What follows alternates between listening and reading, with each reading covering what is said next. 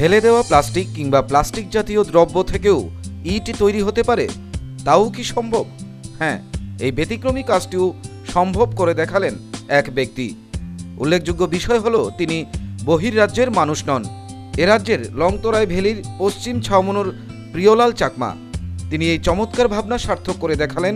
বজ্র প্লাস্টিক দ্রব্য পুড়িয়ে বালির সংমিশ্রণে তৈরি করলেন ইট জাতীয় দ্রব্য। কয়েক মাস পূর্বে এই চিন্তাটি তার মাথায় আসার সঙ্গে সঙ্গে তিনি কাজটি শুরু করলেন। দেখলেন খুব সুন্দরভাবেই তৈরি করতে পেরেছেন ইটের মতো শক্তপোক্ত একটি জিনিস। যদিও তিনি জানিয়েছেন কোনো ল্যাবরেটরিতে পরীক্ষা করাননি, তবু টেকসই এবং ইটের মতোই ব্যবহার করা যেতে পারে প্লাস্টিক ও বালির সংমিশ্রণে তৈরি এই জিনিসটি।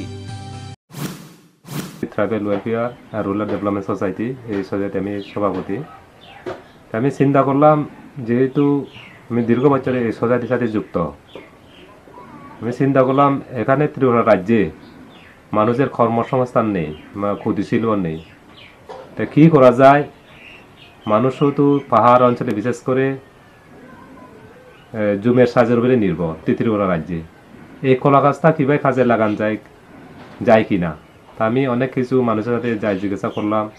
বিভিন্ন অফিস আদালতে, বিভিন্ন অফিসে বের করে সুতা বানানো যায়, এই সুতা অনেক কিছু কাজে লাগে। সুতা যেভাবে কাজে লাগানো যায়, ঘরের ধরেন না মানুষের কাজে আসে।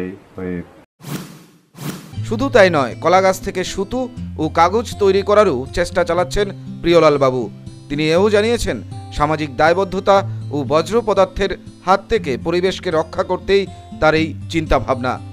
তবে প্রিয়লাল চাকমার এই ভাবনাকে সম্মান জানাতেই হয়, কারণ তার এই শৈল্পিক চেতনায় যুক্ত হয়েছে পরিবেশ সচেতনতা ও বজ্র পদার্থ কাজে লাগানোর বিষয়টি।